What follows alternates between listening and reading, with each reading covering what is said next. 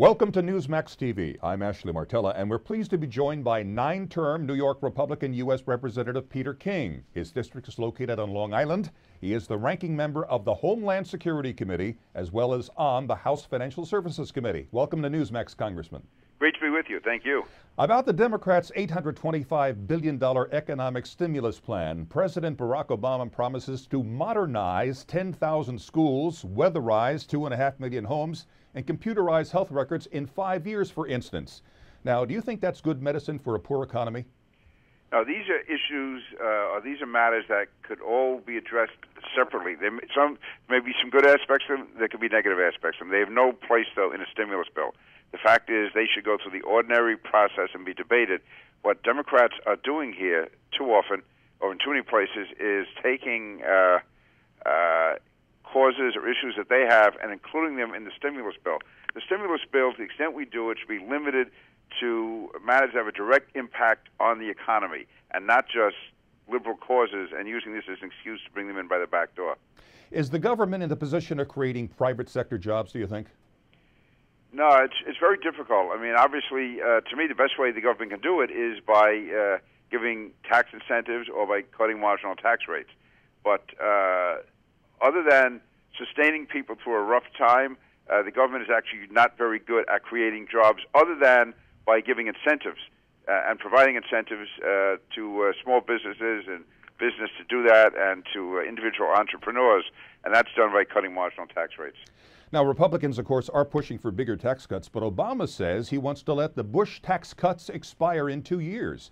Is that something he should be doing? No, because letting tax cuts expire is the same as a tax increase. And the last thing you should be doing in a time of recession is to be increasing taxes in any way whatsoever. And it's going to make it very difficult to allow businesses to expand or even plan to expand when they know that the taxes could be going up in several years when the Bush tax cuts expire. So, no, this is something that is absolutely the wrong thing to do. It couldn't be more wrong, and it's totally counterproductive. Okay, another matter, Citigroup, which just received $45 billion from taxpayers in the so-called bailout, just blows $50 million of it on a brand new luxury corporate executive jet. What do you say to that, Congressman? I am demanding that that money be returned. It is absolutely a disgrace that taxpayers' money is being used in any way to subsidize corporate luxury, and this is wrong. Whatever future monies are given by the government has to be given with strict conditions, and this is something, this type of luxury, whether it's this or whether it's John Thane remodeling his office and giving out bonuses, is just something that cannot be tolerated. All right, on the political matter, the recently concluded Caroline Kennedy fiasco that ended with the selection of a conservative Democrat, Representative Kirsten Gillibrand, to fill Hillary Clinton's seat. What's your take on that one? Well, I wouldn't say she's conservative. I mean, there's a few issues where she may be to the right of center in the Democratic Party, but on most issues, she is liberal. She has more than over 90% a voting record with the Americans for Democratic Action, for instance. So she is not that conservative at all. To me, her appointment raises real issues as to why she was selected. She's a one-term member of Congress. There were a number of other Democrats, apart from Caroline Kennedy, who did have significant experience and were much more in the Democratic mainstream. Now, I have no problem with Governor Patterson selecting someone who's outside the mainstream, but to me it raises real issues as to why he did it and why Chuck Schumer was so aggressively pushing this. So I've demanded that the governor provide a full timeline, full and complete timeline as to how he selected Kirsten Gillibrand, why he selected whom he spoke with, and if there are any office or campaign contributions. Now, Representative, there's speculation that you may run for that Senate seat. Have you made up your mind to run? I am very, very seriously considering running. I definitely would have run against Caroline Kennedy, and the only reason I'm not making that same announcement with Kirsten Gillibrand is Democrats start out 2 million votes ahead in New York. I had 7 weeks to plan and realize how I could win and would win against Caroline Kennedy. Right now, I'm talking to leaders throughout the state. I do believe that it's very likely that I would run, but I also don't feel the same sense of urgency in making the announcement in that Kirsten Gillibrand is virtually unknown. She's not the media superstar that Caroline Kennedy would have been. So it gives me a little more time to scope and to plan the type of campaign I will be running. But I do think her candidacy gives me real openings. Certainly in the outer boroughs of New York City, I can cut into Democratic votes in Brooklyn and Queens and Staten Island. I should do very well against her in the New York City suburbs of Nassau and Suffolk and Westchester and Rockland.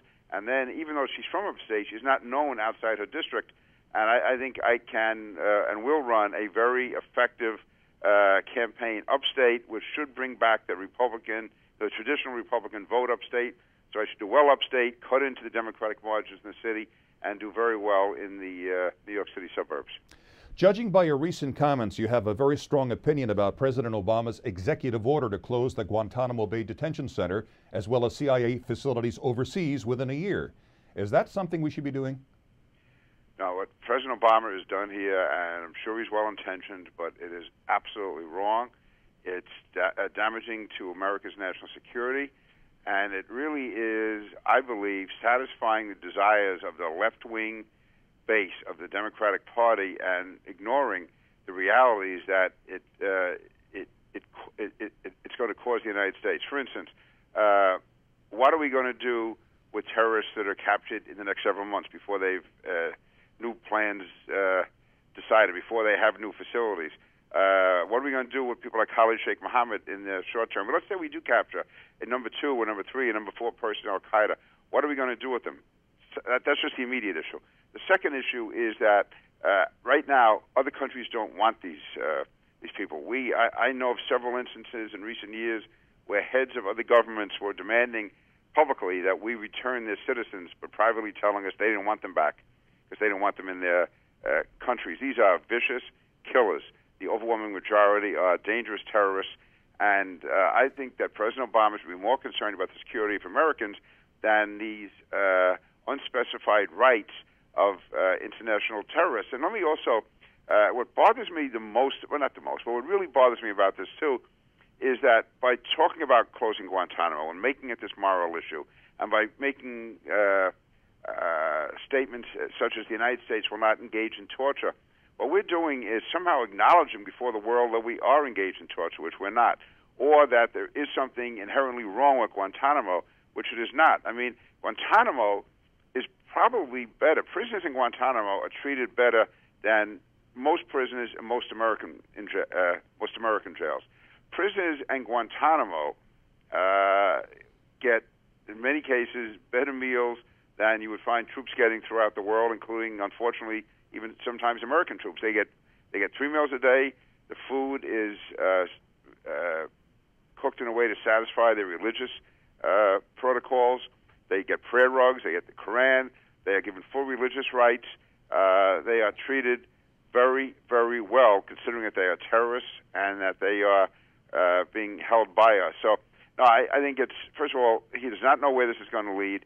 He is somehow acknowledging to the world, or prostrating himself before the world and saying the United States is running this illegal prison and we're engaged in torture, all of which is wrong. So I am opposed to it on every possible ground. Also, keep in mind that with the pretty strict programs that we have now and screening that we have, at least 61 of those we've released from Guantanamo have returned to become terrorists, including one person, for instance, Ali al-Shahiri, who was a Gitmo detainee.